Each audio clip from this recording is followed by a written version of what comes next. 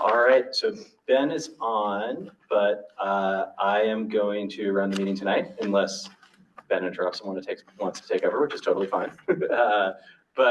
So calling the meeting to order, I guess. Yes, all good. All right. Any adjustments to the agenda? Ben, I do think you have one. Yeah, I just wanted to thank everybody for their patience this last week. Large misunderstanding on my point as far as how to get sworn in and being sworn in. We were talking about there's a couple people on the board whose position was coming to term on town meeting day or voting day yesterday. And so as a reminder, everybody is appointed to a 3-year term, though most positions kind of come midway. So Matt, Alex, and I think Sarah, both were finishing out previous terms and kind of officially were no longer board members Tuesday, but then we had there was a select board meeting yesterday and I believe I haven't connected with you, Stephanie or Molly, or that they got approved to stay on the board. Is that correct?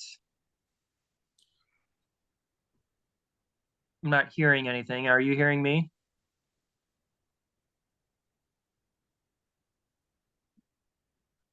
Are you hearing me at all? Anybody?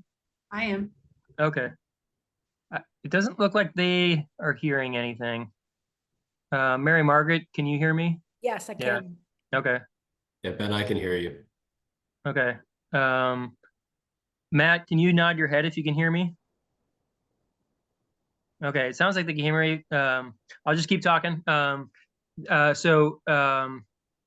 you hear us, Ben? Yeah, there we go. Okay, thank you. Okay, did everybody get approved on this select board meeting? Yes, I told the select board today that everyone would like to be reappointed. So yes, all good. Okay, so yeah, again, my apologies. I thought the timeline was longer. I thought we had till April for some reason. I don't know where I got that from, but I thought we had more time. And then there was a mad dash because we thought everybody had to be sworn in before this meeting in order to vote, particularly on the municipal planning grant proposal. But Stephanie did some deep digging, and it turns out we are not a board that requires to be sworn in. So I think most of us have sworn in, and what a great exercise, but we do not need to swear in as a planning commission board. So they were able to approve those people. So everybody tonight is able to vote. So apologize for the misconfusion and the hectic emails back and forth, but thank you everybody for staying on the board and everybody showing up tonight. So appreciate it. That's all, Matt. Thanks. Awesome. Thanks, Ben. All right. So any other adjustments to the agenda? Yes. No. All right, cool. Now let's approve the meeting minutes from last time. Does anybody want to motion to approve the meeting minutes from February 5th? I'll make a motion, Matt. It's Ben. Thanks, Ben. Any second? I'll second. Awesome. All right. Should we vote? All in favor? Yeah. Aye. Aye. Sorry, I forgot the word. Aye. Okay. Anybody opposed? No? All right. Sounds like it passes unanimously. All right. So on to public comment. Is there anybody on Zoom for public comment? I don't think we have anyone in the room.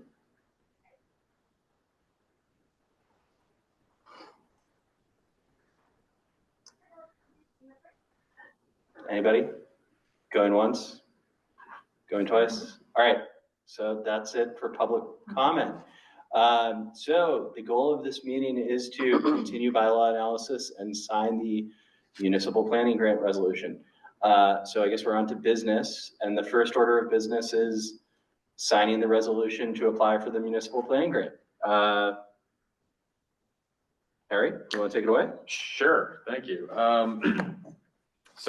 Apologies for not getting this to everyone sooner than this afternoon. I did send a draft of what I have so far for the MPG application That was the latest of 3 deadlines that I had going for Woodstock simultaneously, so I have not finished that application yet. But it does not need to be finished for the commission to motion to sign the resolution to approve sending it in. You kind of just have to approve the concept of what we're applying for. In case anyone has not seen that email yet or gotten a chance to review the application, basically it's for the town and village plan to address that issue that we've talked about previously, which is that the future land use chapter and the future land use map basically just copies the zoning, which is kind of backwards. The zoning is really supposed to follow from the future land use chapter in the plan. And what that means is you can't change the districts or the purposes of the zoning districts until that future land use map and chapter changes. So that's really the main objective there, is to address that chapter in the town plan. But there are other things that could be changed in the town plan. I mean, in general, it's also just very verbose and descriptive rather than kind of focusing on planning for future growth and giving enabling language to the planning commission and the select board to undergo certain planning efforts in the future, which is really what it's for. So in addition to changing, the future land use map and doing similar kind of general cleanup and cutting from the plan to make it leaner and meaner and just a more usable, readable document. One thing that I think we've discussed previously is including some enabling language to potentially allow the town to merge the town and village zoning. So at some point in the future to have it be on one document, which I'm sure the folks in town office would appreciate just from a usability standpoint. Doesn't mean you are locked into having to do that. It's just having that enabling language gives you, firm basis to do that in the future if you so choose. You could also be used for doing some planning around the brand new town water department, which is going to exist soon. So as we all know, I think the water system needs a lot of different capital upgrades and deferred maintenance and stuff like that. So the town plan is potentially a good venue to talk about some of the needs there and make some priorities and set the town up to, address all those things in the future. Town plans are kind of squishy for the most part. The future land use chapter and the future land use map are really kind of the most important, most legally binding and firm part of the town plan, if you will, because the zoning has to follow from that, and the future land use map also matters in Act 250 proceedings potentially. So that really matters. Mostly though, the town plan is an aspirational document that kind of sets the policy agenda for what the planning commission and the select board of the trustees can and should do in the future with their energies. So it is just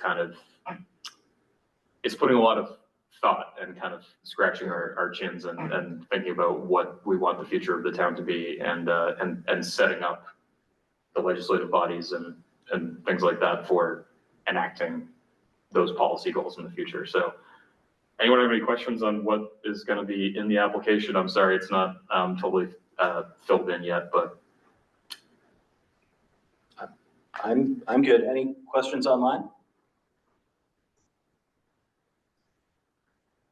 So the planning commission just recommends the select board to sign it. They don't actually sign it.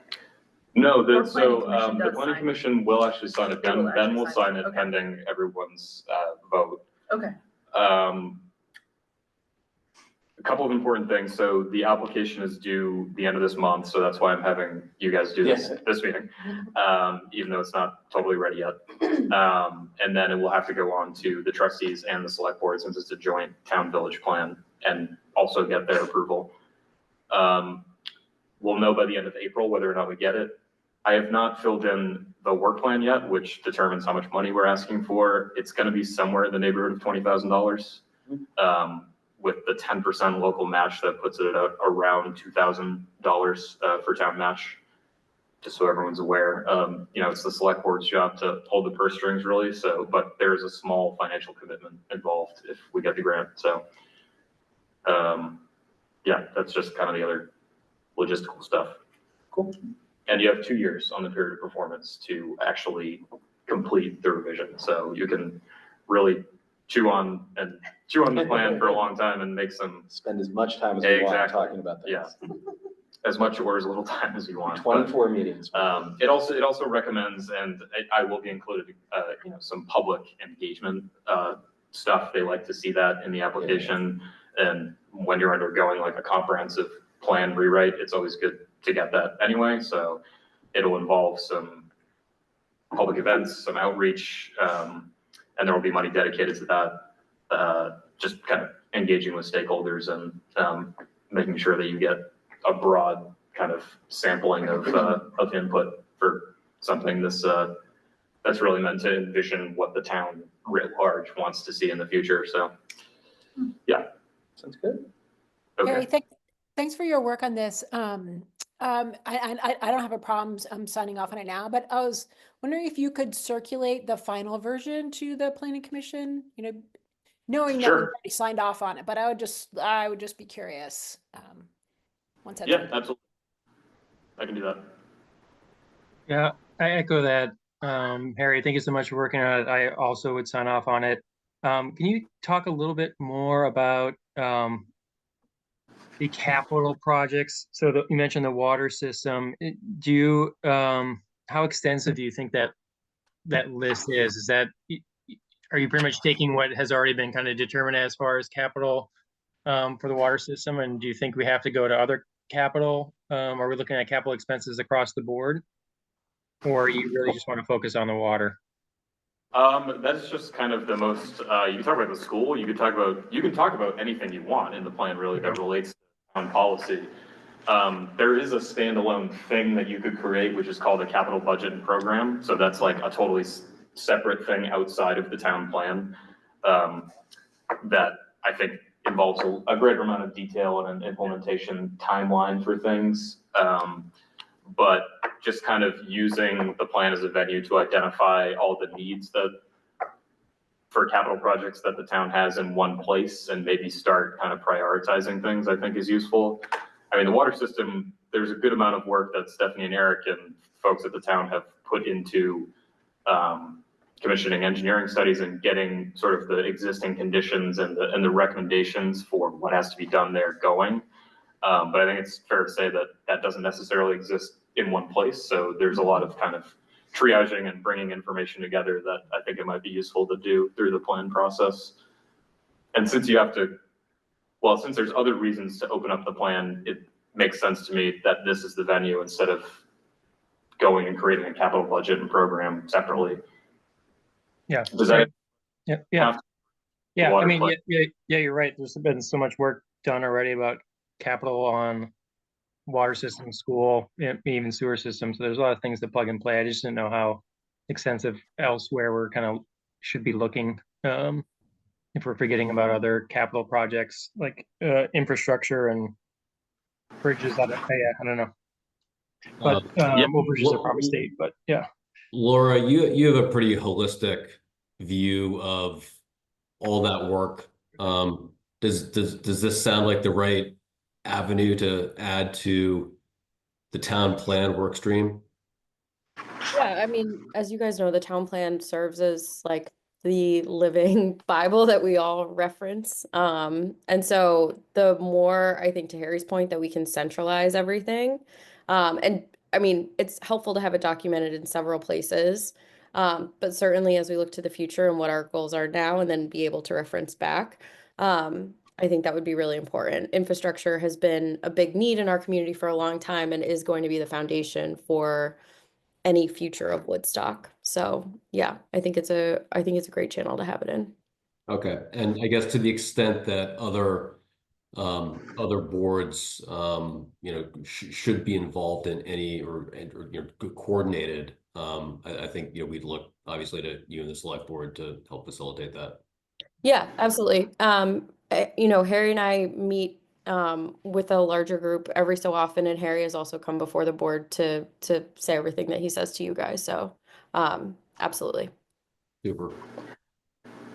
To that point about infrastructure and future plan for the town, maybe it does make sense to include ideas for the school, the town hall, and other items. I know that those are quickly going to become a sort of dire need for rehab and construction. And if this is supposed to be sort of our guiding Bible, as Laura put it, it feels like those items should also be included because they are the infrastructure that makes the town function. Yeah, absolutely. Right. And this will, I mean, the process hopefully will help you prioritize between all these different needs that you have. Right. I feel like if it's in the town plan, then we can refer back to it and be like, well, this is something we do need to focus on. We do need to address this. It's in our town plan. Yeah.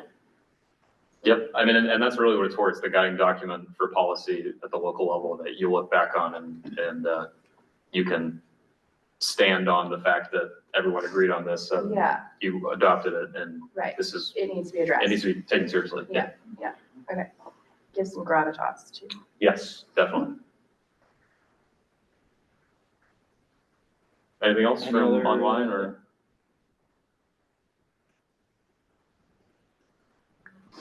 Do we want to vote? Yeah, I'll make a motion. So how does the motion go? I make a motion to. But someone else has. Yeah.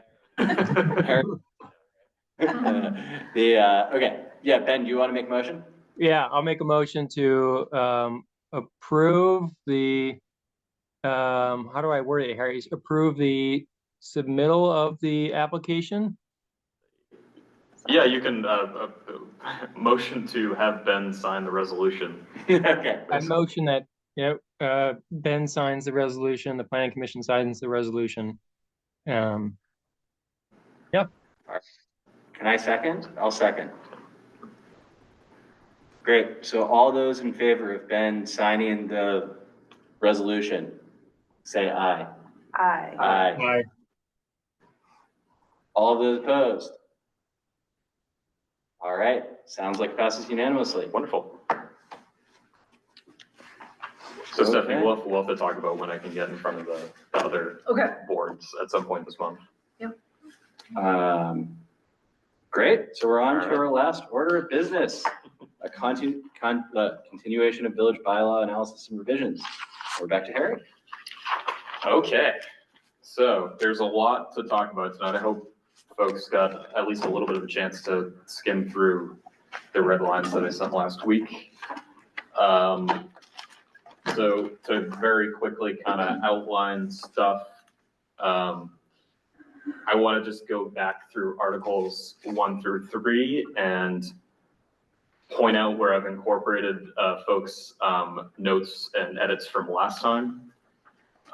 So hopefully we can breeze through that pretty quickly and then get back to where we left off near the end of Article 3 last time. Molly also has some nice visualizations because we know there was some question last time about why are we picking the numbers that we're picking for density and things like that in the various districts. And Molly has kindly volunteered her expertise with 3D modeling to give us some nice visualizations to show what does it actually look like when all these dimensional standards come into play in a particular district. So we're going to look at some of those as well when we get into Article 3. And then for brand new stuff, we're going into Article 4 and Article 5. Article 4 is the overlay districts. Article 5 is the specific standards right now. So I'll talk about what that means a little bit when we get there. But I also want to put a fine point and talk for a long time about the design review district. So I have a separate kind of, I don't know if anyone's looked at the red lines, but I completely destroyed that section basically, and I know it's probably very hard to read. So I want to do some kind of table setting, and I have like a separate couple of slides to show that talks about what in state statute. Well, we will share those. Okay, cool. I just finished them this afternoon. No worries. Yeah, we'll walk through them on the big screen, and I can share them afterwards. Amazing. But yeah, so just walking through state statute and kind of table setting of like what is a design review district, how is it supposed to work, Perfect. and how does that compare to what's in the bylaw right now? Yeah. Which is not even close. So hopefully that will set things up, and then we can go into the heavily edited design review section, and you can actually make sense of what I'm pointing at. Okay, so we're going to start at the very beginning, and I'll just point out a few things that have been added since last time and incorporating your edits from last month. So on page 5, under general provisions, this was something Brian actually pointed out. There was not a severability clause. So in section 104, that is a boilerplate thing that should be in all bylaws.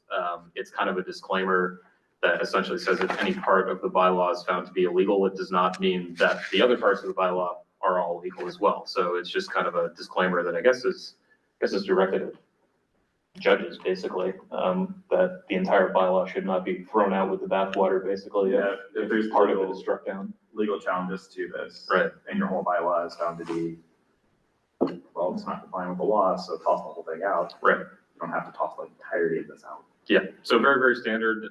Because of the omission, I didn't even notice that it wasn't in there, but Brian caught that. So thank you, Brian.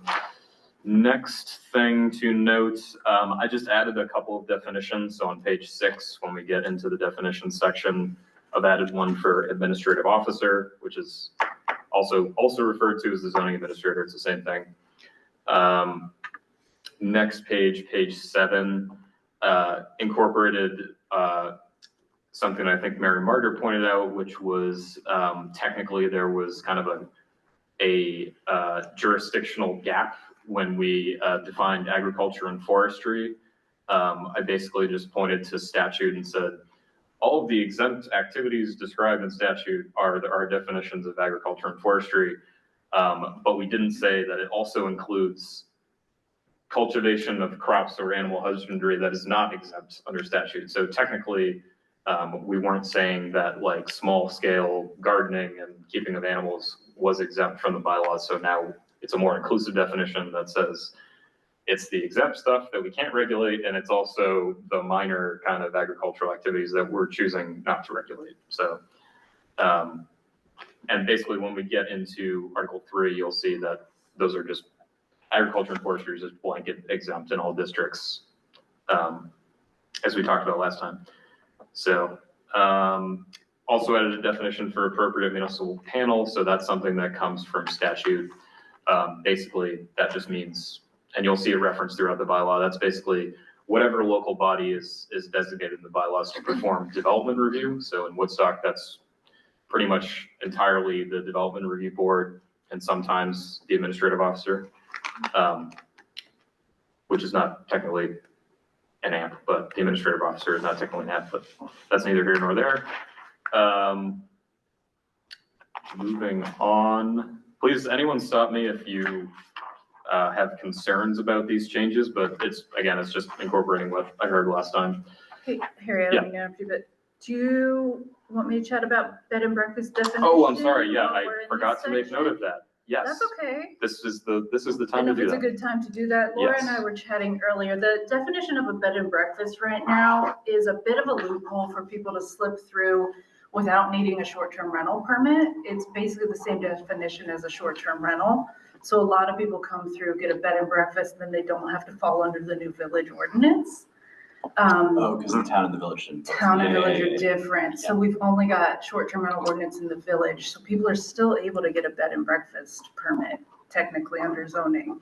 So I was wondering if you guys would want to use the definition of bed and breakfast that we defined in the short-term rental ordinance. I don't know, a few of you were on the board when we wrote that short-term rental ordinance, and it became a really clear, defined separation from a short-term rental in a hotel where it's 3 to 9 rooms with 18 sleeping spaces. You have to serve breakfast. The owner has to be on site. Like, it's a really defined type of use. And so I think that would help clean up that loophole. Sure. I know how you guys feel about that. I don't know, Laura, if you had any other ideas. That definition was very specific, and I wonder if we could just maybe pair back to the core sentiment, which was just that, I mean, I think at at the core of the definition, the idea is that a bed and breakfast can host multiple guests at a property at once.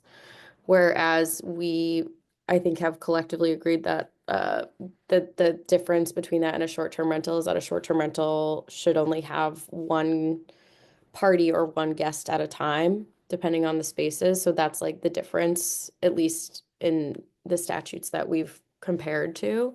So I don't see a need for it to be as specific unless, maybe Harry or Brian have an idea of what's best in terms of best practice, but like I know both boards are going to be revisiting the ordinances, so I think for me, like the core sentiment I think we want to retain is that a bed and breakfast is basically like we have a definition for a hotel and an inn. I believe in the statutes that's like 9+ rooms, whatever. So we're looking for like to fill the middle of like a short-term rental is like one party at a space. And then a hotel is like serving anybody in more than 9 rooms, I guess. And then a bed and breakfast can be in between there. This actually came up for me. I was looking at 311, which is the definition of an inn, I think. And it was one of your questions that even bed and breakfasts need to have 10 rooms in this district. So I don't know if that maybe gives us cause to put in a number here of 3 to 9 rooms. I remember we had put it in a number because we had a gap previously. Maybe Stephanie, you recall if it was like between 6 and 10 or something, but I don't know that we need to be overt about sleeping spaces, or anything like that. I feel like whatever. I guess I'm just sensitive to it because we've had such an issue in town with the short-term rentals and Airbnb. So like, why not take the opportunity to tighten things up if we can? No, definitely want to close the loophole. I just don't know that we need to have as many criteria as we did in the ordinance definition. I'm just thinking like we're probably going to go back and clean it up. I mean, I know the boards have expressed an interest in revisiting the ordinances to pass one universal town ordinance. And so I think that, yeah, I don't know. It's open to discussion in terms of what you guys think. I think that the loophole right now that people use, it's like they're using it so that one party can stay at any given time. But I think, and maybe we should figure out if this is like a common accepted definition, but at least in my mind, a bed and breakfast is like the Woodstock, where there's a shared kitchen and then there's, many rooms that many parties can stay at a given time. I agree with tightening things up, but I wonder if it's kind of tricky to shift between party and number of rooms. So yeah, you're just talking about, if we're talking about 3 things, short-term rental, B&B, and hotels. And for one of them, you're talking about parties, but it could have 5 rooms. And then, so I'm just thinking for ease of management. I wonder if there's another way. I mean, Yeah, I think that part of the definition is a little wishy-washy potentially. I think some other parts where it talks about breakfast, the caretaker needs to reside on site, like Airbnbs do not do that. So that would definitely define it as a bed and breakfast in traditional terms, without having to say there's X number of rooms.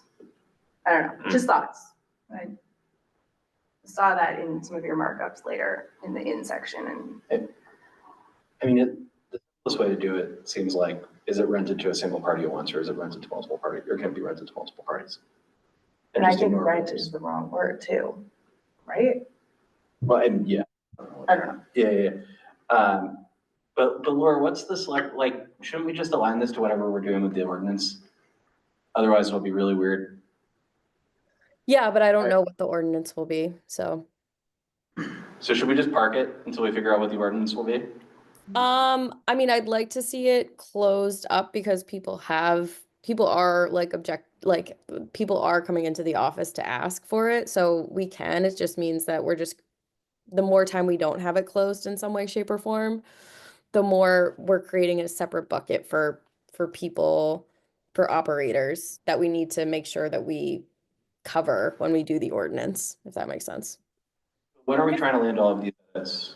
Like, Harry, like, what's the timeline for landing? For like having this ready Yeah. for hearing? Yeah, Summer. summer. Yeah. So Laura, are you folks gonna get to this before summer? Like, we're probably months out from this actually changing. Yeah, I think probably the summer. We just did reorg today, so I think our next meeting is on the 24th, and that's when we'll probably set our agenda. But yeah, I would say that probably summer is when we're looking to do it.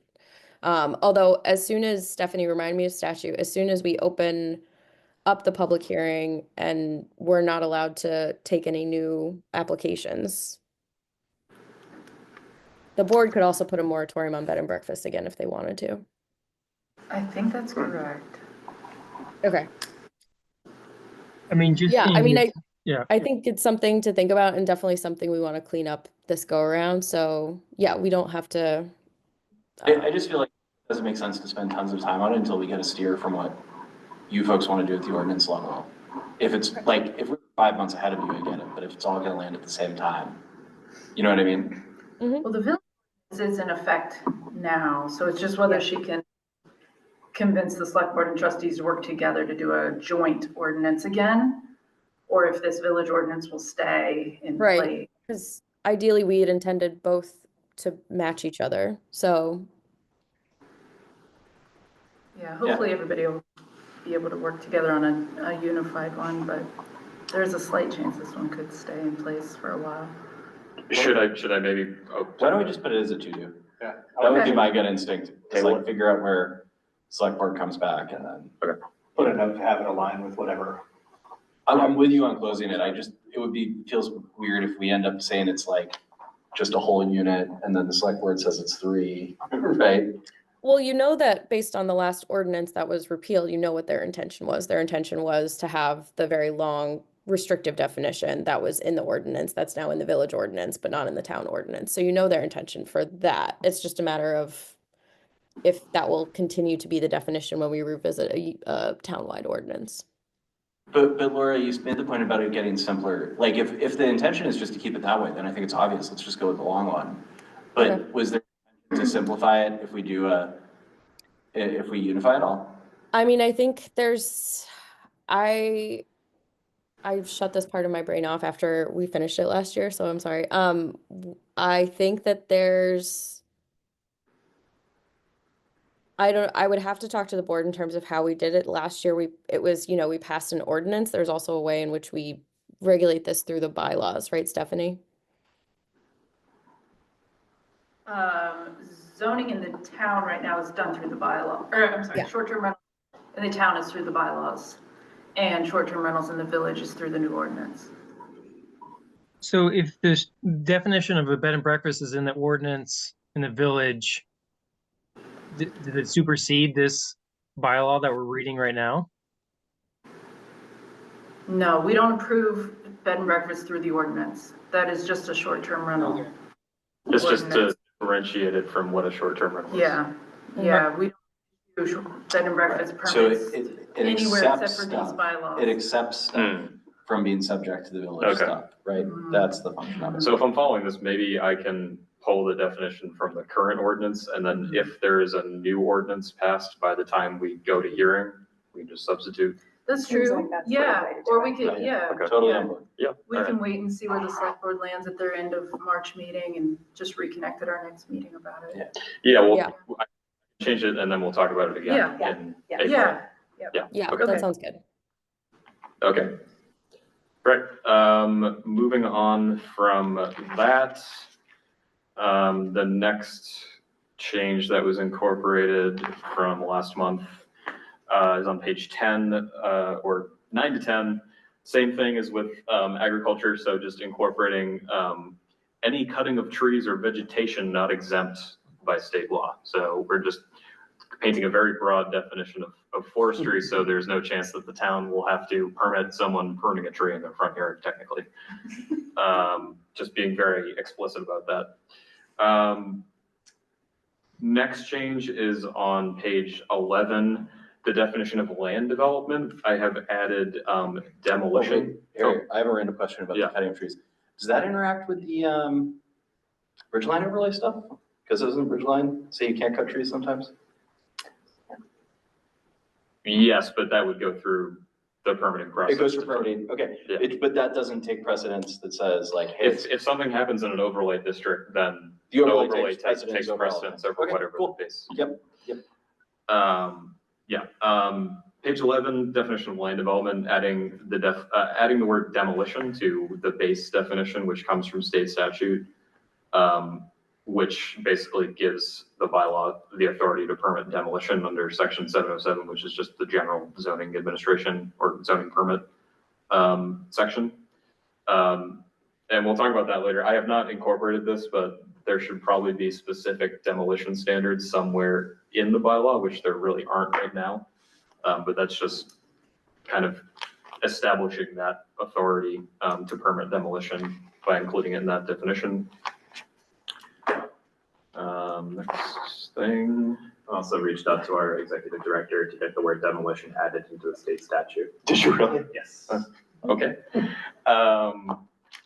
you want to talk about the sign thing on page 14? Signs. This is a Brian Oh, thing. yeah, we talked about this last time. Oh, we did, okay. Do we need to talk about it again then? Yeah, my only recommendations really in this area are just to remove the definition for community sign and instructional sign. There's a Supreme Court case in 2017, Breed versus Town of Gilbert, Arizona, which struck down the Town of Gilbert, Arizona's sign code because they had all these different types of signs based on the content of what was on the sign. And they said, and they were separately regulating each, could be posted for this long, could be this, like whatever. The Supreme Court unanimously 9-0 struck that down and said it's unconstitutional restriction on free speech. So having a typology of signs that's based on the content of those signs, Supreme Court is unanimous, that's unconstitutional. So just strike it. You can still regulate signs in a content neutral way. You can regulate them time, manner, and place. Has to be illuminated, can't have flashing text, can't have scrolling text or something like that. Like all those regulations are fine. Can't be regulating based on the content of it. The type and size of signs and stuff like that is all still fair game. All kosher. Great. So there is, in Article 5, the specific standards there where all of the sign regulation lives. We can talk about that a little bit more. I didn't make any red lines to that because honestly, it's kind of not really germane to what we're trying to do here, which is just make the bylaw functional and kind of bring it into compliance with state housing law. But if folks have additional thoughts on sign standards, I know it's kind of a bugbear for certain people. If you have suggested language, if you feel like this is something you want to research and give me language to incorporate in the next round of edits, please let me know. But other than that, does anyone have anything else to say about that before we move on? Okay. Well, is this permanent signs or is there a differentiation between permanent and temporary? Because I mean, I think having looked into some sign stuff before, like community signs, there's a duration element to the regulation, and it's generally agnostic of like policing like what's on it. Sure. So I guess. I mean, the state, the town has rules on political signs. I mean, it's, like, I think we should probably look into this more than just say we can't create different categories or regulations for different types of signs. Sure, and I haven't actually, just to clarify, I haven't actually redlined any of the regulations, just struck the definitions that were based on content. And I think it does, I have not looked super closely. It's got a banner, which is a temporary. Yes, it has, that would be like some duration. That would be the stuff that goes up on the front of the, like at the corner of the green, and then permanent That is the question. There's one, I think there's one for real estate signs too, isn't there? Yeah, there's some. Yeah. Yeah, there, How do you know it's a real Right. estate sign? Yeah, because what if the real estate sign also Yeah. says, so should we call it like And contractors, and I mean, it's for those type of signs, like a yard sign? I don't know. It's kind of an average. I'd be surprised if that, categorization of signs and respective regulation of them fell under this ruling. I think it would. I mean, I think anything anything that has to do, we just would have to say it's a yard sign, it's under 2 feet by 2 feet. It's temporary, can't be up more than 90 days and goes in your yard. Like, I think that's how we'd have to treat it. Yeah, don't call it a for sale sign. Yeah. Or for rent sign. Yeah. Don't say that, because then it has to say for sale or for rent on it. Or, right. But then are we, for the 90-day thing, if we're calling yard signs just, I don't know. Yeah, I made up 90 days. Okay. Yeah.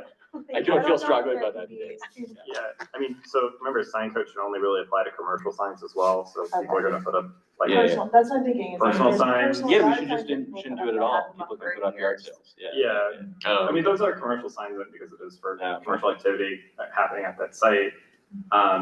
But you could definitely have an exemption for temporary signs or something you just don't permit, and those will be temporary signs. This is more than I know about signs, but Alex, Yeah. if you want to look into that and maybe suggest any changes or things you think should stay in the future, again, I'm not gonna redline that because frankly, I just don't think it's that important. We're mostly focused I on mean, housing right now. So. But if we It want was to, pretty important in November, but I'll look into it. great, okay. So yeah, if you have anything for future edits, let me know. Page 16, just adding Village Design Advisory Committee and Village Development Review Board into the definitions. They show up later, but they're not in the definition, so just nifty to have that in there. And hooray, we are through Article 1, and I don't have any changes for Article 2 this time. Was that a cough, or did someone have something else to? All right, that was a. Okay, okay, great. Great, so page 19, beginning of Article 3, I've added a section where uses exempt from permitting in all districts. So previously, agriculture, forestry, and exempt home occupations were just listed separately under every district as exempt. So I'm just putting it all in one place at the beginning of the article. So anyone looking for those specific uses will just be able to see that quickly. It's just kind of a usability thing. I've also put ADUs as a question mark thing in there. So you could just make ADUs or a specific type of ADUs exempt from permitting. For example, ADUs that are inside of an existing structure. You could just give a blanket exemption to that in all districts, or it could be listed in the use schedule. I was seeing some inconsistency where it just wasn't mentioned in some districts, but it should probably be added somewhere in the use schedule for all districts. Important to note also that state law means it cannot be more onerous to create an ADU than it is. The requirements for building an ADU can't be any more onerous than they are for building a single family or a two-family house in a given district. So if a single family or two-family house is allowed via administrative permit in a given district, then you also have to allow ADUs by administrative permit. If it requires conditional use, then ADU can also be conditional use, but it can't be any more difficult to create an ADU than it is to create a single family house per district. I'm guessing for the sake of just keeping track of these things, the town would prefer it to just be done through administrative permit. Is that fair to say? Yeah. Okay. Administrative permit. Anyone have any other thoughts on that? I just put it in there because it can be exempted if you want it to be, but Okay. it does not have to be. Okay, so I'll move that into the proper use schedule then as something that's done by administrative permit. And speaking of administrative permit, the next thing to talk about is per the note from last time, I've made the kind of language consistent in the use schedule. So now uses I think I said permitted uses before. It's now uses requiring a permit and uses requiring a conditional use approval prior to permitting and uses requiring a site plan approval prior to permitting, so on and so forth. So that's all consistent throughout the districts. And the abbreviations are all the same now? The abbreviations are all the same, I guess. And then there were a few more spots that when I went back through, just needed some language cleanup from last time. And then we can move on to where we left off last time. Section 306 on page 23, the residential high density district. Oh, and there's one more language change, I should say. So for the minimum lot area and density descriptions under the section E in each of the districts, where for land area and structural requirements, the dimensional requirements, I have changed the wording based on folks' feedback that it's kind of unclear how to make the density calculation sometimes. So previously, what did it say previously? It said, yeah, it said, so for example, for the residential medium density, it said minimum lot area 5,445 square feet for 1, 2, or multi-unit dwellings. Multi-unit dwellings require an additional 4,356 square feet, period. And in talking with Stephanie, and I think we talked about this at the last planning commission meeting also, it's like, well, how do you make that calculation? Because the wording is kind of unclear there.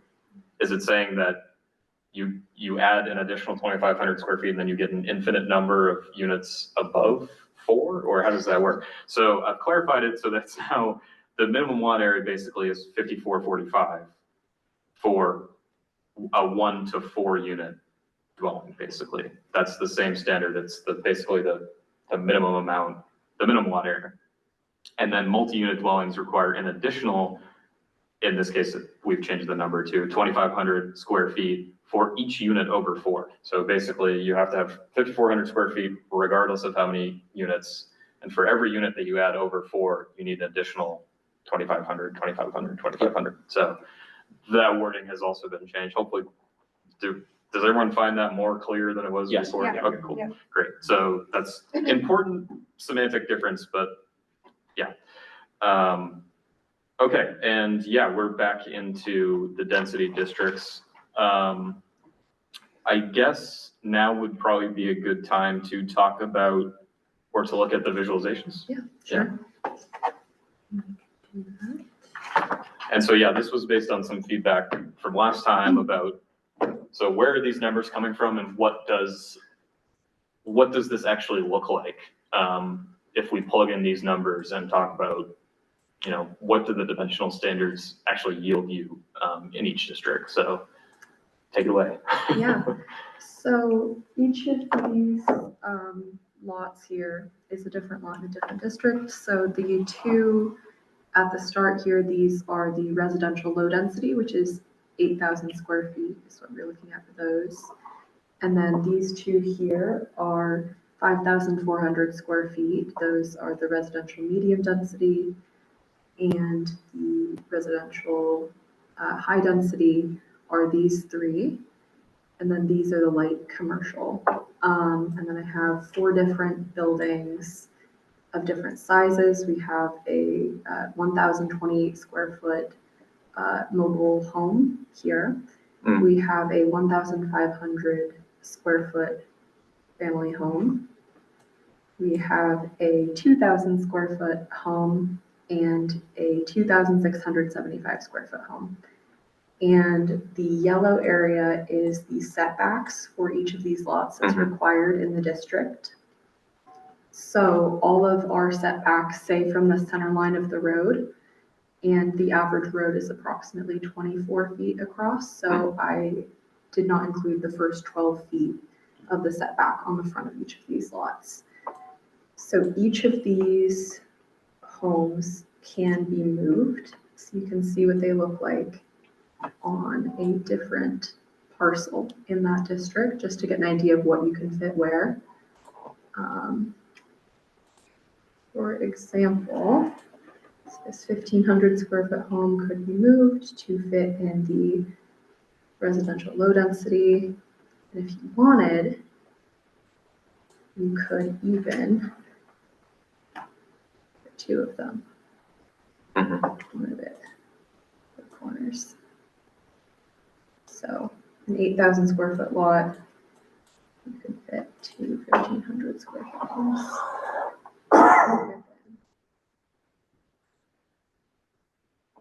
So does that help people kind of spatially make sense of the types of densities that we're talking about here? I mean, I guess we're only The only thing I would, is like, it doesn't seem like there's that much changing between the different densities in terms of setbacks and stuff. No, They're all 'cause- pretty yeah.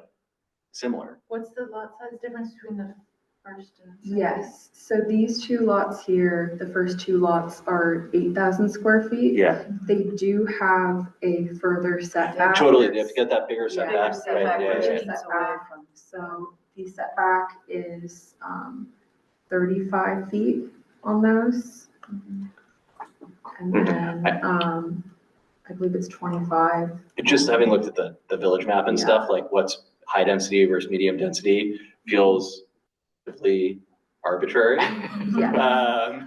You know, and so it may be, if we're gonna try to make it easier to use, either deciding that there's actually like a big difference between those things and we wanna keep it really different, or Yeah. collapsing stuff that's like basically the same. Currently, in our regulations, medium density and high density, I believe, have the same They're- lot size yeah. requirement and the same setback. Yeah, they're exactly the same, right?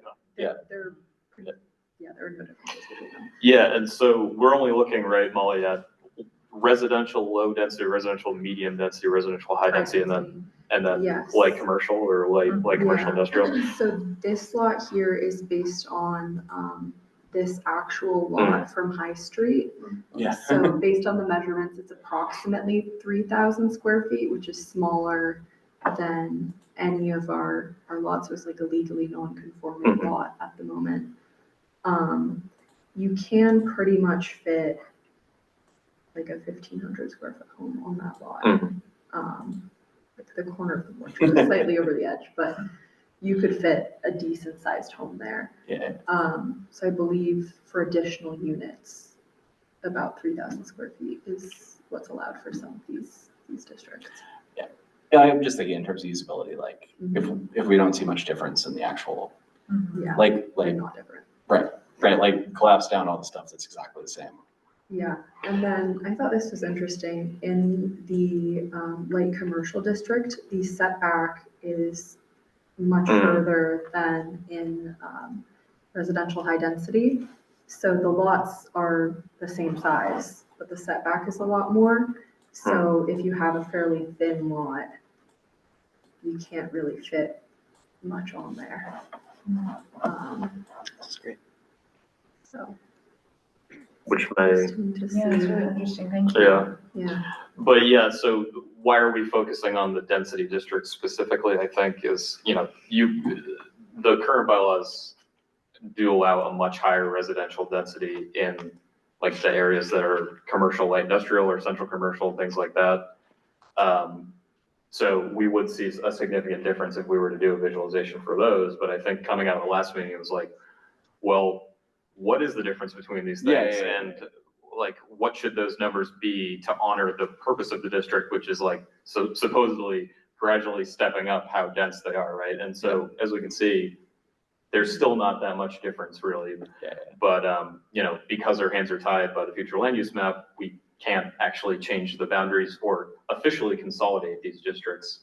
And if we want to be strict about it, like we kind of have to honor the purpose of what the town plan and what the town plan says these districts are and try to make some kind of step up as we go through them.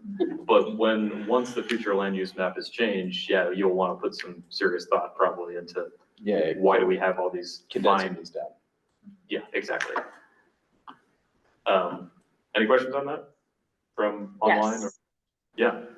Yeah, so, sorry, this is kind of going back to the point that we discussed last time, is when speaking about density, looking at the lot sizes in the house that can occupy it in isolation doesn't really address the concept of density. Yeah. Like, it's about how many of these lots are in a row, right? And how many, so like you really start to get a sense of the density of a neighborhood when you take all of the, not on a single lot. So, you know, what, first we have the question of how many dwellings are allowed on each lot. You know, do we have a limit to that number? Or, but also like when we create in a high density, it should be a smaller than medium density. Definitely, that's kind of ridiculous that there's no difference there. But it's about the number of those lots along a road, and it's about the density happens in mass, in aggregate. And so I don't feel like, I think it's an important concept to discuss, but I don't feel like the visualizations or the way it's being discussed is actually addressing the issue. Yeah. My 2 cents, which is like, everybody who has a lot, and Harry, keep me honest here, will be able to build to the extent they're allowed to. So when we think about density, it's not about what exists there today. We're basically saying, here's how we want to allow these houses to be, how we want to allow these lots to be built if folks choose to. And so want to be comfortable saying, hey, if like the part of Pleasant Street I live on is all residential high density, and it's not probably built to the extent it can be built. But you have to think about it through the lens of, we're creating a regulation that would allow twice as many houses on Pleasant Street if folks rebuilt those lots to be multifamily and stuff, because we're residential high density. And that's the reality of what we've allowed, even if that's not the current use. Does that make any sense? Yeah. And so like, I think we need to think about it through the lens of, what are we allowing? So if we don't like the idea of in 30 years, Pleasant Street being multifamily all the way down, which might actually be a great place to have a bunch of multifamily, honestly, because it's in the middle of the village, like you'd want to adjust it and de-densify it proactively. But I don't know if it's fair to like consider what's already there when we think about it. Does that make any sense? Mm-hmm. Yes. But then also I think the opposite end is like, say you have a large lot that's rated, that's in a high density zoned area, you know, like how many times could you subdivide that lot within, you know, our regulations? So, you know, what's the smallest acceptable lot in high density? What's the smallest acceptable lot in you know, medium density? You know, how many dwellings do we want to allow per like square mile, basically? So, I mean, that's a whole can of worms, but I am glad you brought that up. So one thing we need to do before we finish this amendment process is add proper subdivision regulations to this bylaw, because the ones that exist right now in Article 7 are very, very thin. So regulating how intensive people can get with subdivision is kind of a gray area right now, and it should be addressed in the bylaw. But to answer like, well, how small could someone go with these subdivisions hypothetically, and to make buildable lots, it would be subject to the dimensional standards for the district, basically. So it would have to conform to the minimum lot size, the setbacks, et cetera, and not say, have a developer, you know, apply for a subdivision to make a bunch of teeny tiny lots out of a larger lot within the village, and then, you know, apply for variances to build houses on the non-conforming lots, because the non-conformity cannot be created by the applicant. So the hardship can't be created by the applicant, basically. Right. So as long as you respected the postage stamp size that's in the bylaws, you could in theory split it today. But if you created a bunch of tiny lots that were too small, those would not be usable. Right. It just has to meet the minimum. It just has to meet the dimensions, minimum. basically. And you still have to meet the frontage requirements too. Correct, yeah, all of the dimensional standards, yeah. The frontage requirements is the thing. that gets That'd be the overlooked. tough one. Yeah, Yeah, so these are all the minimum area Yep. for each of these districts. So this is the smallest you could possibly go in residential medium density. That's pretty small, right? Yeah. That's a small lot. Yeah, this is a 2,000 square foot house on the lot. Yeah, and to clarify, like, I think these are all single family houses, right? They are, yeah. So Mhm. law, and the bylaw currently and in the future, in this edit, I should say, and where a single family home is allowed, you can put up to 4 units. That's state law now. When that lot is able to connect to municipal water and sewer. And the bylaw reflects that right now, the current bylaw.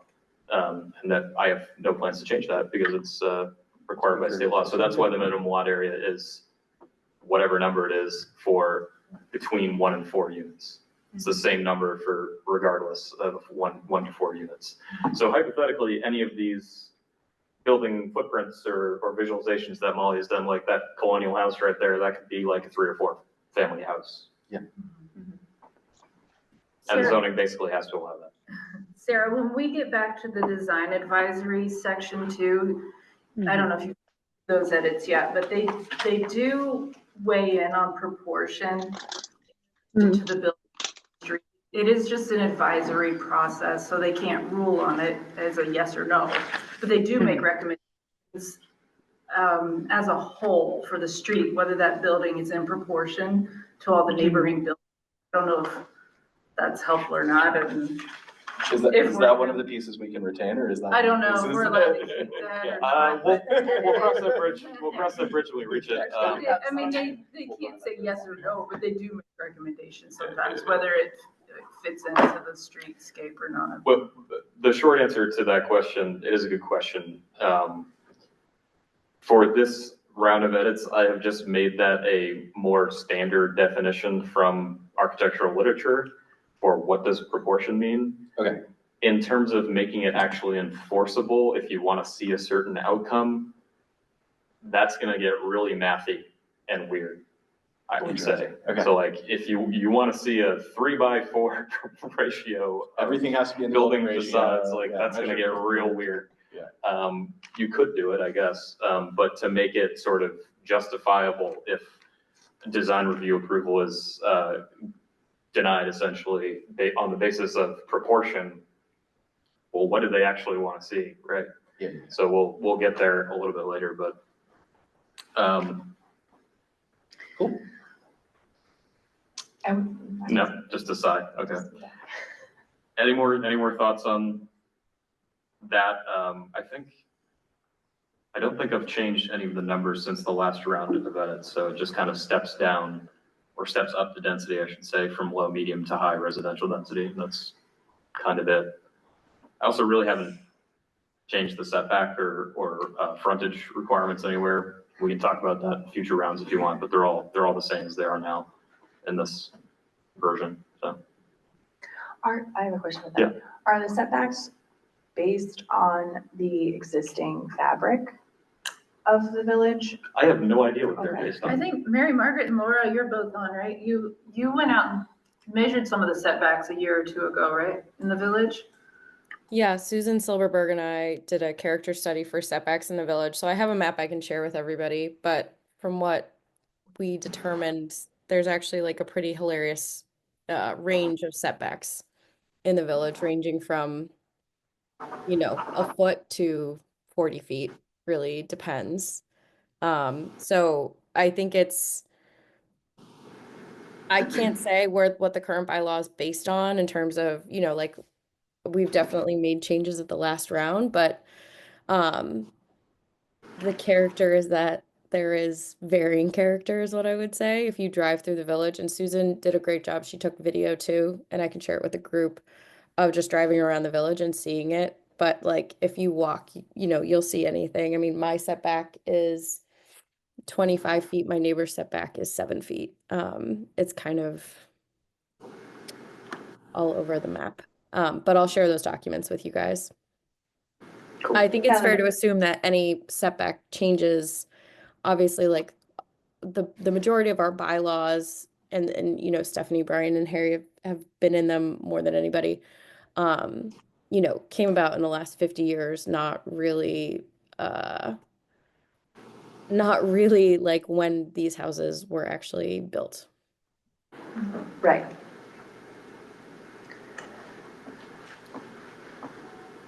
Okay, I think that, oh, well, we still have a little bit more in Article 3 to talk about, because we didn't get through it all last time. Residential office, section 307, page 24. This is all the same general cleanup. I have not changed anything in the use schedule except what we've done in other kind of higher density districts, which is move multi-unit dwelling into site plan. So requires site plan approval prior to permitting. It's out of conditional use and into site plan, I should say. And then all the same general semantic changes and cleanup. Any comments on that? Harry, Okay, same. sorry, Harry, I know you had mentioned that this zone looked or appeared maybe 1 or 2 meetings ago. This appeared to be basically spot zoning. I know we're not condensing zones this round, but this would be one of the ones we would condense, yeah? Yes, there are 3 districts that I would say are basically spot zoning. One is community, which is the public buildings and also some churches and like the Masonic Hall and stuff. So it's a district, but it's totally scattered across town just based on individual lots that have a particular use right now. That's weird and it's spot zoning. Residential office, they're teeny tiny. I think it's like 2, maybe 3 different districts. I don't have the map in front of me, but they're absolutely teeny tiny little districts. There's one, 2 here. It's tiny. We're looking at it right now in the room for you folks on Zoom, but yeah, it's like this one. Yeah, it's next to my house. And this one right on Main Street, and that's it, I think. Which is, I don't know if retro zoning is a term, but that's basically what it is. It's like, that's what this is now, so that's what the zone is. It doesn't make any sense. So that's the other one. Third one, of course, would be the in district. Right. Something on Zoom?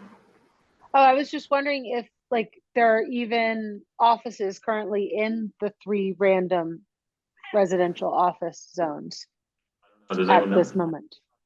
The one on Main Street? But I don't think the one on, next to the school is. The one next to the church. That's next to Laura's house, isn't it? Yeah. Yeah. I mean, it's a single family house. I mean, I have an office in my house also, you know. Dave uses it as an office, but it has also been used as a residence, so it's kind of weird. Yeah, if it's just like a home office, that's like an exempt home occupation. Otherwise, it's, yeah, I don't know. Interesting. Okay, so yes, that's a good point. Whoever brought that up, but yes, that is probably something that you would want to get rid of in a future bylaw edit. Central commercial, I have the only real substantive change is cutting short-term rentals from prohibited uses. Also just making note of the fact that single-family dwellings currently in that district are prohibited use. I just wanted to point that out. I think it makes sense because that's like a super dense mixed-use area with tiny lots. So that is not the highest and best use of those tiny, highly sought-after lots. But just pointing out that that's the way that it is right now. I added mixed use development to a permanent use in that area as well, as you know, most of the buildings that are there right now are mixed use, so it makes total sense, I think, just to allow that. And the lots are so tiny that, you know, requiring site plan review doesn't really make sense either. Any thoughts on that? Okay. Who's this one? Oh, that's still central commercial. One quick question. Yeah.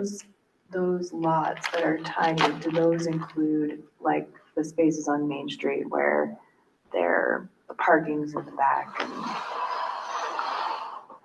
Central commercial, Okay.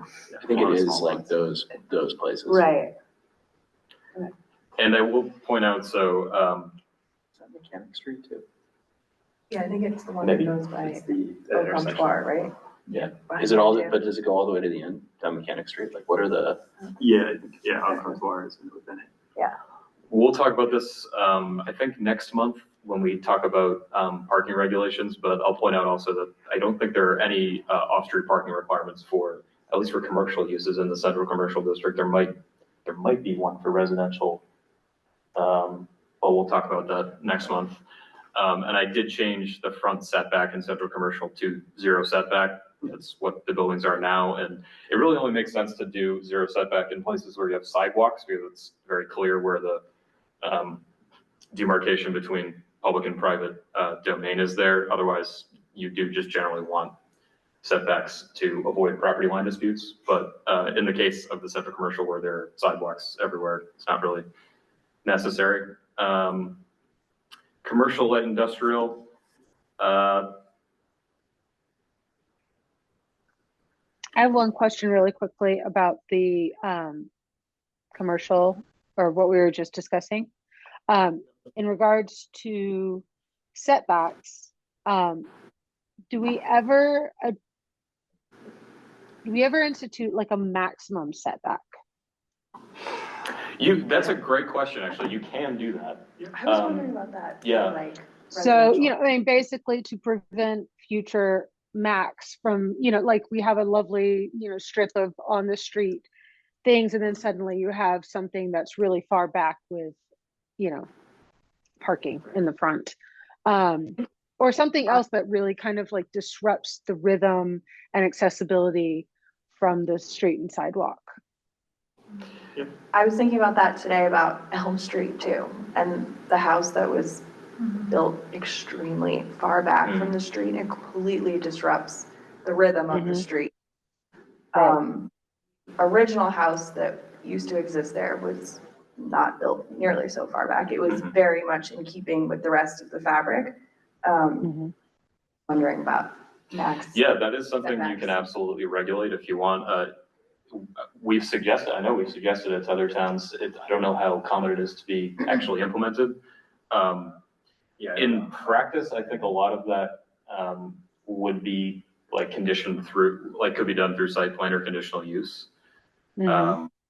And the parking is in the rear, and that will force kind of grocery stores or like commercial uses and things like that to front the street, and make kind of signal that this is not like car oriented. It's like we are encouraging pedestrians to come up to the entrance and stuff like that, as opposed to what max is, which is not really considered good planning these days. So yeah, that's something that I think could warrant further discussion for sure. I mean, I think if we're going to put it anywhere that's the zone, that would be appropriate. And I think that allows us also to start addressing certain design desires that I think the town and the planning board have in a very explicit, like consistent way that's about like something very concrete. Yeah. Yep, absolutely. So yeah, I think maybe we just should come back to that in the future, because that's not really incorporated now, but it could be. Okay, thanks. Yep. Thanks for bringing that up. Wait, Harry, you also, if this doesn't come up, you can also think about maximum lot sizes as well as something to institute. Yeah. In addition to minimums, also having maximums. Right. You can have maximums for any of the dimensional or Any of the things that have requirements. minimums get a maximum. Pretty much, yeah. Maybe we need a meeting about maximum. The maximum meeting. The Okay. maximum. Yeah, maybe. Okay, so section 309, commercial light industrial. Similar to central commercial, one change I've suggested is moving 1 and 2 unit dwellings into conditional use. Is that really the highest and best use of land in the commercial light industrial? Like, I think that might be something you might want to condition, possibly to ensure that it's only on a small lot and it's not taking up valuable other land that could be used for commercial or multifamily. So that's one suggestion I've made.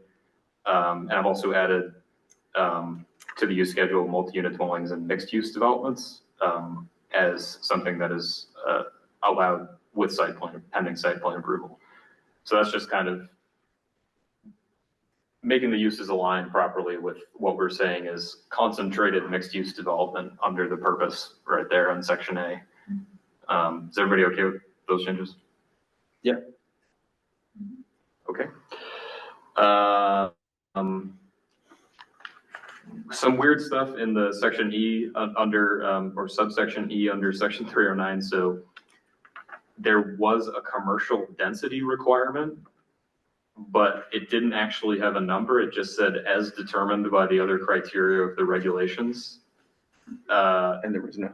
First of all, density is not used in relation to commercial at all. As I've noted before, I think there's a couple of points in this bylaw where it's really trying to regulate strip malls, which again, I have not incorporated, but we could just make a use called strip malls and regulate strip malls as a thing instead of trying to do it through all these weird backdoor ways.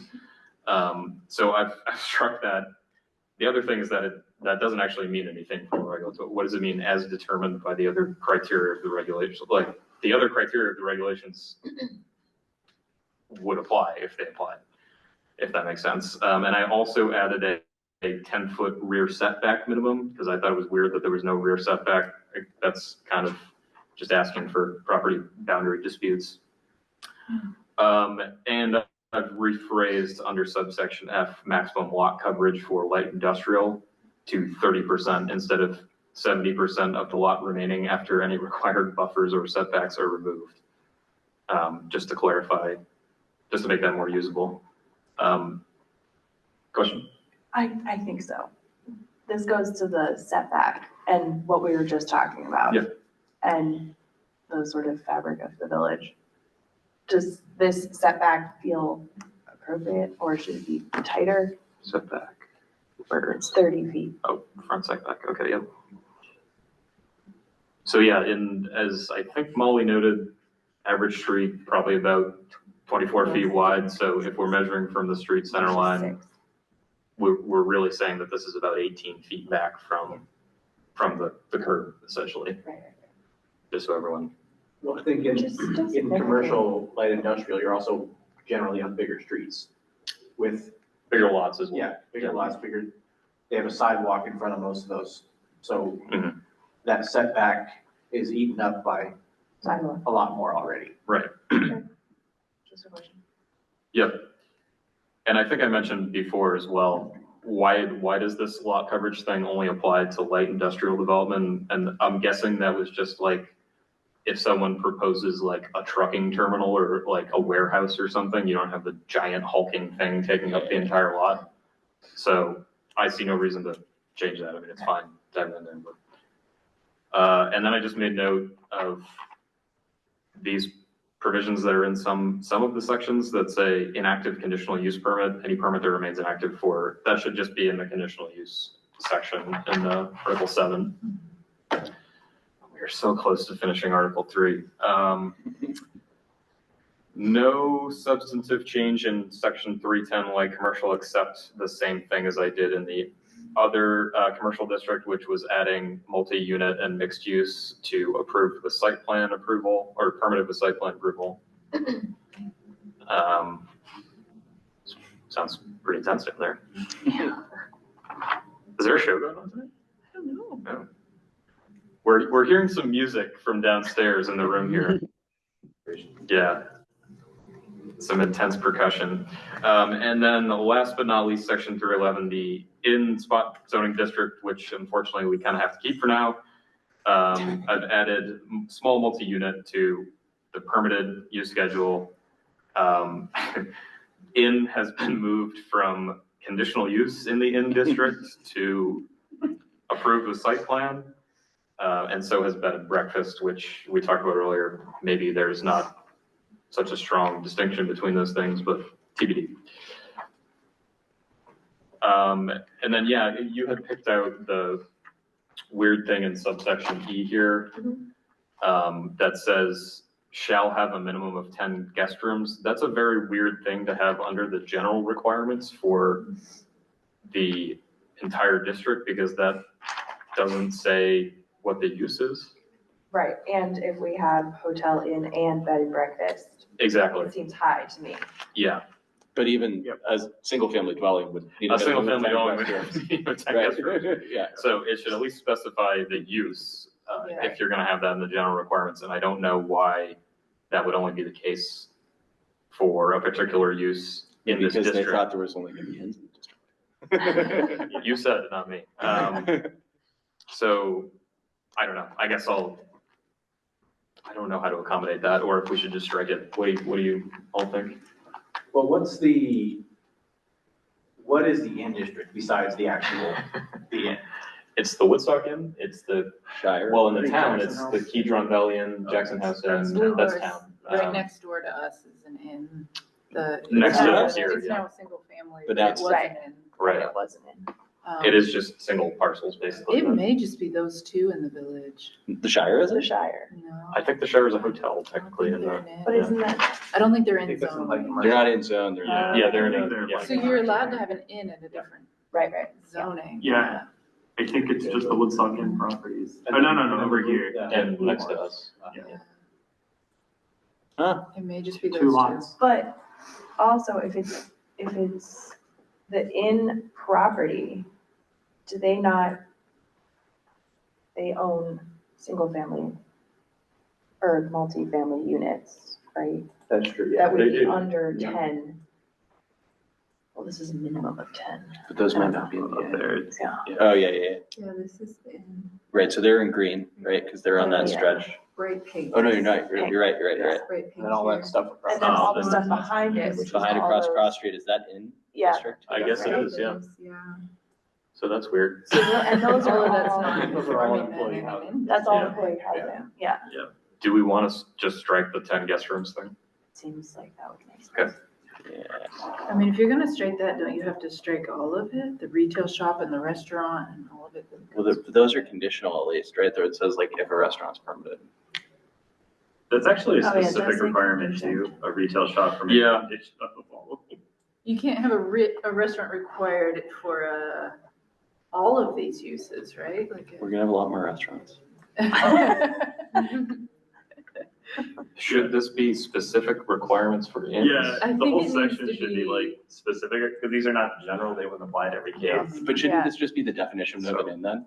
Or no, it's not the definition of an inn. It's some of its definition of inn and some of its specific requirements for inns. Yeah, it could be Article 5, it could just be an Article 5. Yeah, it could just be like, just specific standards for certain uses. So it could Yeah. just be moved. It could just be moved for the rest of this stuff. Yeah. Okay. And the last big change from last time is unstriking section 312 for planned development. I don't want to talk about this too much because we've already eaten up a ton of time tonight. But basically last time we talked about, I don't really think planned developments make sense in the village because kind of the point of them is to conserve open space while still allowing for a higher density of housing, basically. And we're not too worried about conserving open space in the village, I would think. It really makes more sense in like rural residential districts to allow people to use the overall density of like a large parcel, but put the housing, say, in one corner of the parcel to not disturb like open fields and farms and stuff like that. But there's no real harm in having it in here, so everyone was like, well, let's just keep it. I have a few minor notes on that, but I didn't actually redline anything for this month, so we'll come back to that later, and I want to move on to other stuff. So we don't get too behind here. Okay, into the juicy stuff. Article 4, overlay zoning districts. Substantive changes. Section 402 is the first big chunk I took out. Just changed that to really what I think it was trying to say, which is precedence. So the regulations that apply within the overlay districts are in addition to and take precedence over the requirements of the underlying districts. I hope everybody understand that basically. Yeah. So, yep. Conservation overlay district. What can we talk about here? Shallow and hydric soils, I have cut out because what that's really trying to get at is suitability for septic disposal, which is now regulated by the state. I'm guessing this provision is kind of a holdover from prior to 2007 when the state took over septic permitting. I don't think the town really wants to have a role in, looking at soil studies and determining whether people's properties have the capacity for septic. And what's more, there isn't really much of a standard here. It doesn't say what you're actually looking for in this shallow soils and hydric soils. One thing the town could do is look at like erosion potential on those properties. So that is something you could regulate that is not necessarily regulated by the state. But my note for that is you want to make an actual standard for what do you want to see, right? Do you want an erosion control study produced by a professional engineer or whatever? I mean, what is the actual ask from the applicant? So that's striked. Wetlands, there was a few notes on that. Just pointing out that the map is from the town's critical areas analysis map, which is where all the town's wetlands are actually mapped on. Technically, this is like regulating all classes of wetlands. Class 1, 2, and 3 is how wetlands are given.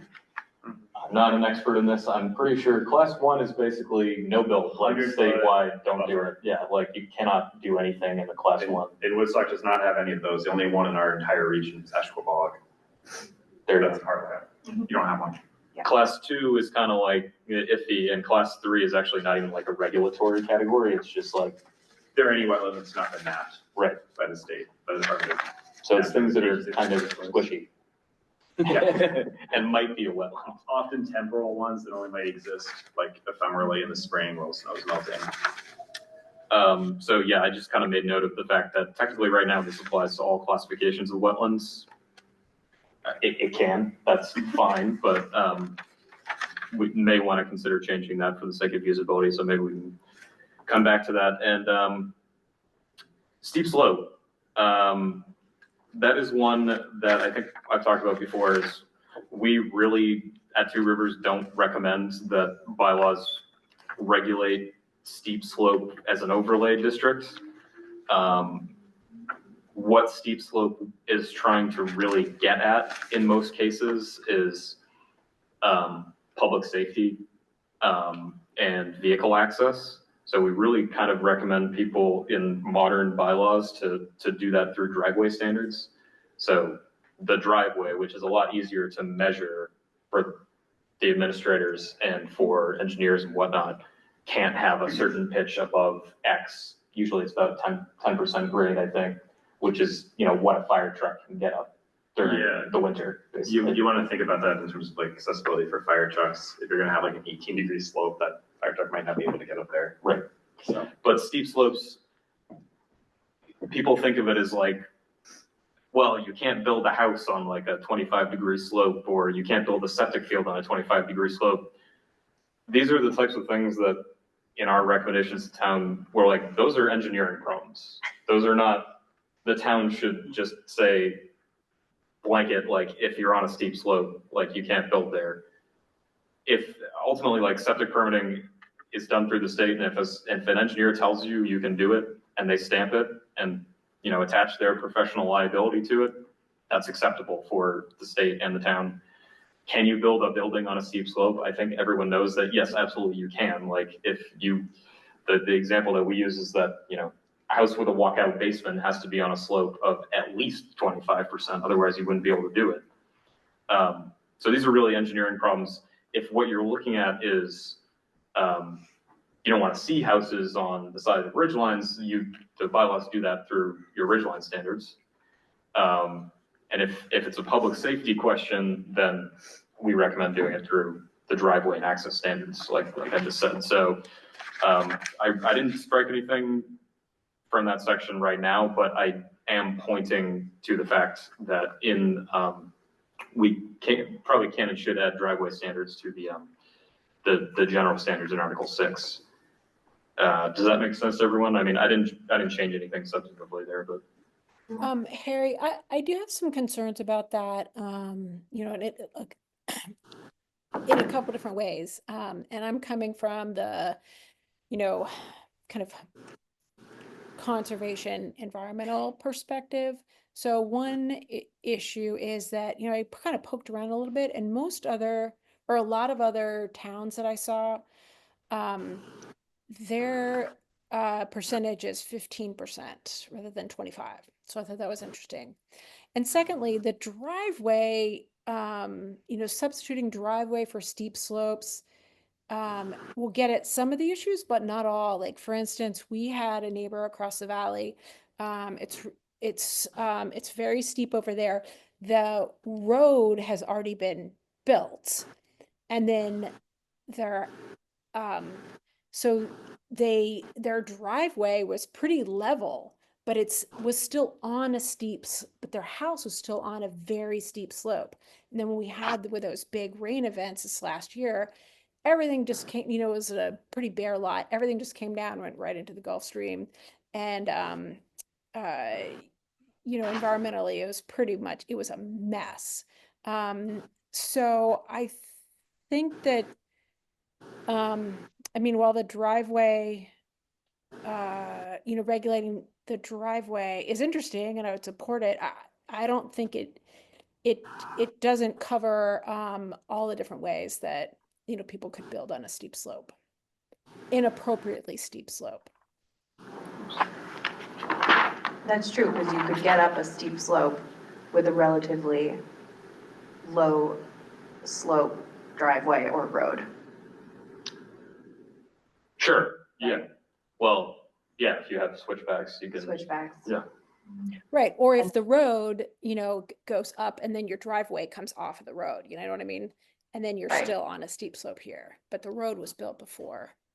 Yeah, valid point. So I do want to point out, since you brought it up, the other problem with this standard or this overlay as it exists right now is that there's no actual standard for it. All it says under subsection F is it shall be reviewed. So again, if the concern is drainage and erosion control and things like that, that's fine. We just have to say what is the ask from the applicant? What is the burden of proof, basically? Because if it's just to have the town look at it and be like, looks good to me. Currently, if it pops up on our critical inventories map that they're gonna build in the 25% slope, we have to send them to Conservation Commission first. Then Conservation Commission weighs in on what are you gonna do for erosion control measures, and there aren't really standards though, like you said, so it's sort of up to The standard is not really a standard. They don't really have a way to rule whether what they're proposing is strong enough or not, and then it goes on to the Village Development Review Board for final decision. So yeah, if you want to keep it for those reasons, that's fine. I think we should just add to it and say what do you want to see from the applicant? Yeah, that makes sense. Okay, but yeah, so I'll make a note to come back to that in the future. And I really want to keep moving because I know we're running very slow today. Or I guess we're just running out of time. We just don't have too much time each month. Section 404, the flood hazard area. So I know this was something that Ben was particularly concerned about. I don't know if he had to jump or if he's still on. In planning, flood hazard or floodplain management is really kind of its own specialty, which Brian and I are not. It's a professional certification called Certified Floodplain Manager. So I don't particularly want to mess with these too much, and I think they're mostly fine. In fact, I think a lot of this language is just total boilerplate and pretty good to my read, my non-expert read.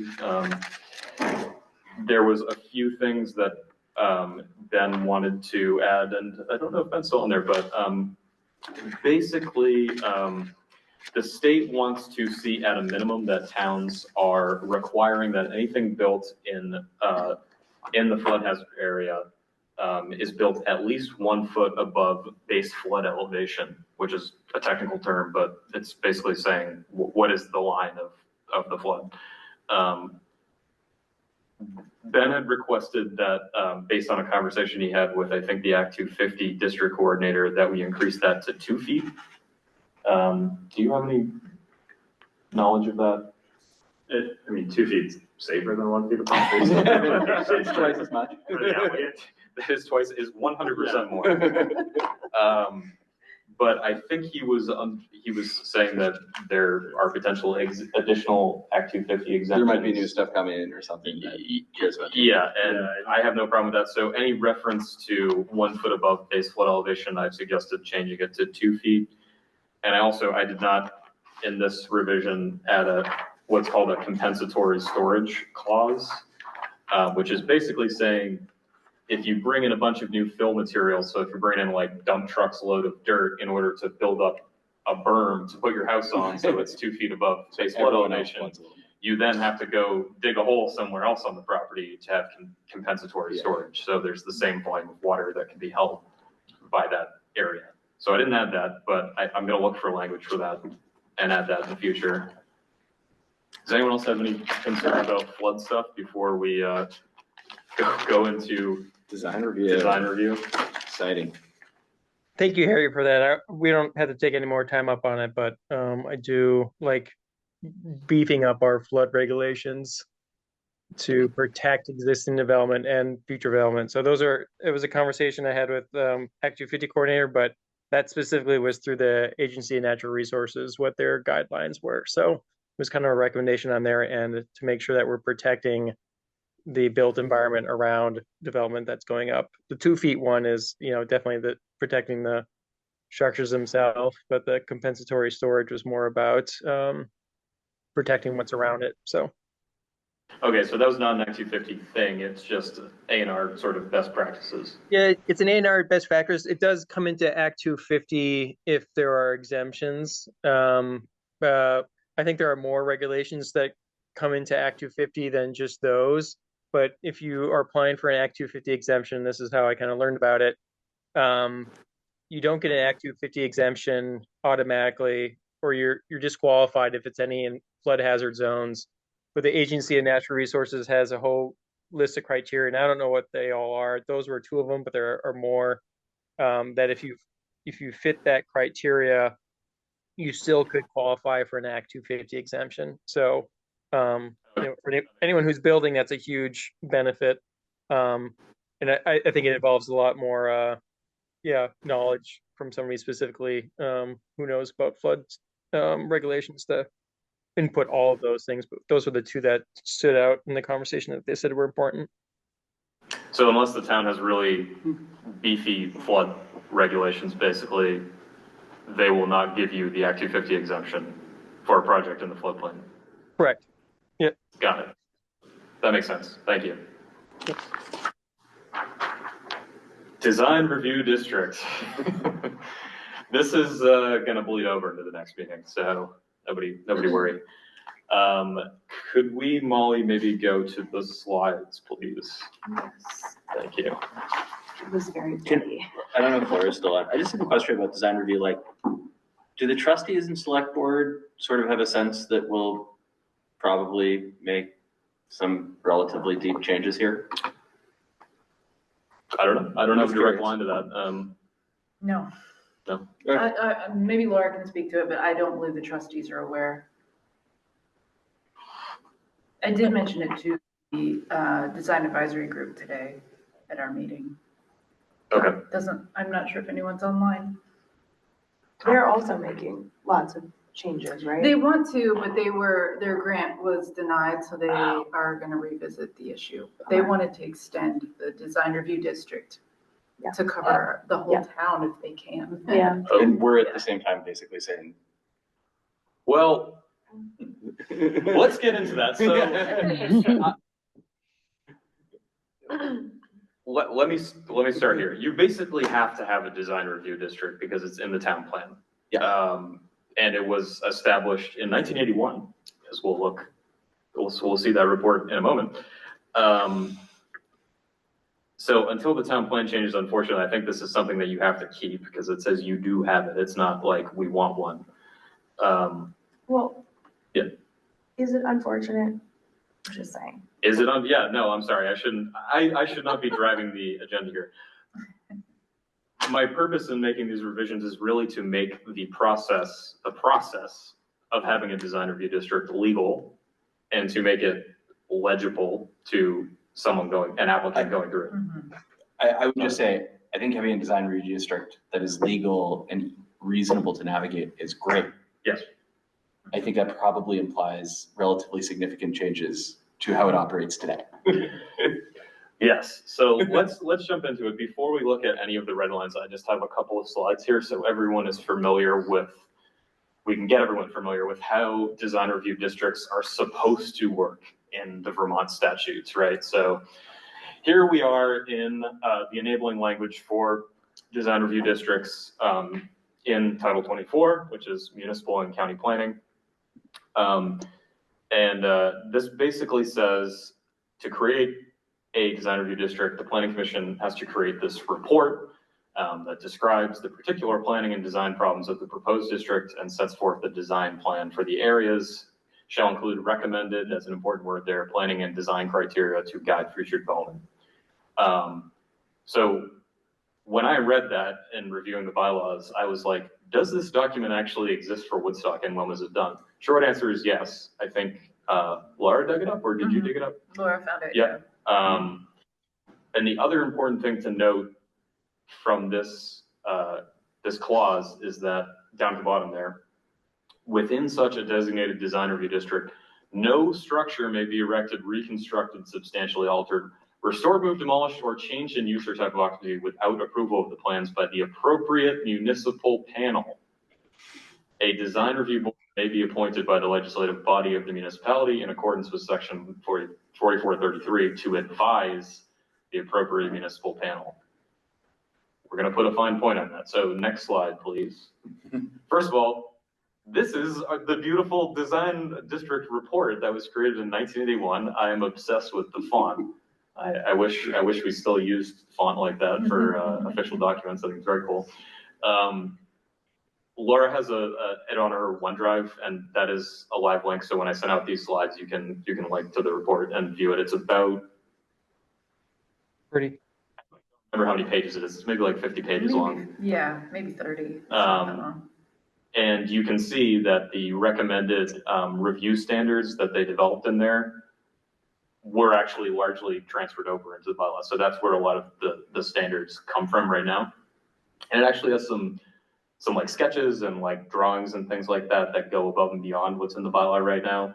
I think they might actually be a bit useful in developing what we think the standards should be in future meetings. So it's kind of a cool document. Recommend you all check it out. So we kind of circle back to what does that final section of that last clause mean? What is an appropriate municipal panel and what is an advisory commission? This passage isn't really super consequential for our purposes tonight, but this is just kind of to give a citation of what are advisory commissions and what do they do, and what the rules are for them. So that's really just for the town's reference. So we can skip through that one. And yeah, so powers and duties of design review commissions, which are specifically a advisory body. In addition to the requirements set forth in subdivision 2, which was the thing on the previous slide, which just kind of says organizational stuff like how they do meetings and whatever. B, they have responsibilities identified the legislative body that may include 3, advising appropriate municipal panels and the administrative officer in development review and enforcement pursuant to the subdivisions, blah, blah, blah. So design review committees are advisory bodies by statute. They do not get to make quasi-judicial decisions on development review. They make recommendations to the appropriate municipal panel and or the administrative officer who are making the decisions. So really, really important there. That's not how the bylaw works right now.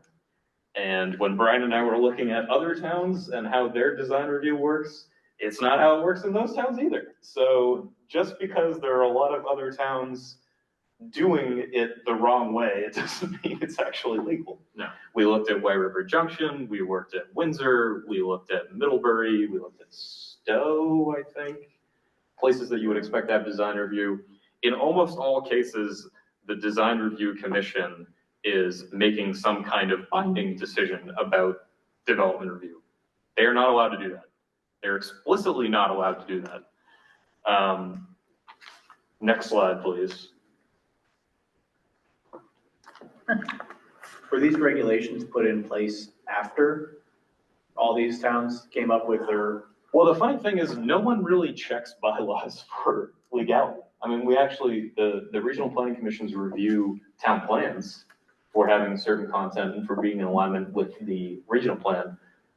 Unless we're doing like a municipal planning grant or something like that, the regional planning commission has no eyes on the bylaw, and by and large, the state really doesn't have eyes on the bylaw either. Until somebody challenges it. Until somebody challenges it and then it goes through court. Yeah. So, yeah, I mean, I had always assumed that we had those design review committees because that did not go through the planning commission, because a lot of planning commissions, maybe this one in the past, I can't remember, you know, individual, you know, permit applications did go through the planning commission, but it doesn't anymore. I assumed that was the split, but. I don't know the history. Maybe that you're saying they shifted responsibility for design review from the planning commission to the design review committee? Yeah, that's what I had always assumed. It didn't happen in my tenure. Okay. Yeah, I'm not sure the history. Back to this, I do want to talk about appropriate municipal panels in a second. So this is where in statute, advisory commissions and development review are explicitly forbidden from conducting public hearings before a quasi-judicial body. That means they're not making binding decisions on development review. Again, it's only advisory. Another important thing that differs from how the bylaws are right now is that the commission may meet with the applicant, as we see under subsection 2 right there. They cannot compel, that does not enable them to compel the applicant to meet with them. It means the applicant can meet with them on a voluntary basis, but it doesn't mean that the design review committee or board gets to dictate that the applicant must meet with them, right? So if for the purposes of their fact finding, basically, as it says in that section, the applicant wants to meet with them, that's great. It helps to the extent that it helps the design review committee develop their recommendation. But that's it. They're not able to compel the applicant to do anything. They just get to weigh in and submit their recommendation to the appropriate municipal panel. Does their recommendation needs to hew to the standards? Correct, yes. Yeah. And section 4 there, the advisory commission's recommendations may be presented in writing at or before the public hearing of the appropriate municipal panel on the application, or may be presented orally at the public hearing. So those are the forms that those recommendations take. It's basically either in writing or it's oral testimony at the AMPS hearing, right? So there's no sort of quasi-judicial hearing conducted by the design review committee. Next slide.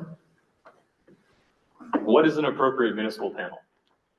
An appropriate municipal panel is basically any body specified by the municipality to do development review. Or any of these review functions, basically. It can either be a zoning board of adjustment, it can be a planning commission, or it can be a development review board. So those are the bodies that are allowed to be AMPs. And the authority to do kind of design plan approval as its own standalone thing. There's no reference to design plan approval as a thing in statute, capital D, capital P, capital A. It basically just, this statute gives a really broad authority to the bylaws to make any kind of review standards it wants. So on way down at the bottom there, they can do any other reviews required by the bylaws. And it also does specifically call it review within a design control district. So that's where the authority to basically do a binding design plan approval administered by the Development Review Board comes from. Next slide. Limitations on development review. So I think some of this is actually new as of Act 181, I believe, from last year.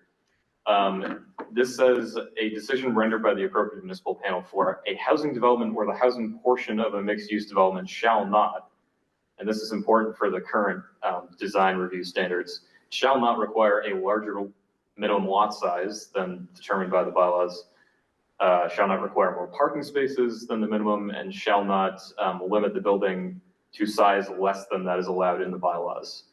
That's important because right now the standards say that one of the criteria can be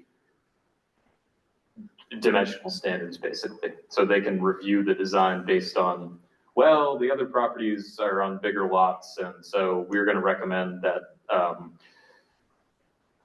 we downsize we're the conditioning for this lot. Yeah, basically, because, you can no longer do that, at least for housing. You have the smallest lot on the street, and even though you're zoned the same, we're gonna not allow you to use the same dimensions because we don't think it fits appropriately. Exactly, yes. Yeah. So that is no longer allowed explicitly. Next slide, and I think that's the last one, I hope. Administrative review. So this is something I'm gonna come back to in the red lines, and we're pretty much out of time, so maybe we'll have to put a pin in that and wait till next time. Basically, this clause in 4464 says that if the bylaws delegate anything that a AMP can do of an appropriate municipal panel can be done by the administrative officer as well. And that's also important because basically that gives us a way to kind of fast track minor design review approvals to the administrative officer. And guess what? What happens if, well, what were to happen if something really objectionable was somehow passed by the administrative officer? It would be appealable, and then it would be appealed to the development review board. Yeah, so it would basically go back to the DRB anyway. And I've also added some language in here so that, you know, the zoning administrator can always just refer an application to the development review board if they think it's too controversial for them to make a ruling on. But yeah, we'll leave it at that, I guess, because we don't want to start talking about this at almost 8 p.m. because there's a lot there. All right. Yeah. Are we done for the night? Any other comments online? Thank you to Harry, as always. And I will send those slides to everyone, so sorry I didn't do that before the meeting. Anything else before we break? Online? Okay. Motion to adjourn. Do we have to motion to close it? I can't remember. Yeah. Okay, does somebody want to make a motion to adjourn, to close? I'll make a motion. Thank you. Have we got a second? Second. All right. Do we vote, or we just say if there's a second, we go? Okay, well, who's in favor of adjourning? Aye? Aye. Hi. Hi. Thanks, everyone. Thanks, everyone. Awesome. Thanks. Thank you all. Good night. Thank you. I'm always so hoarse after this. It's more talking than I do. Eat some tea with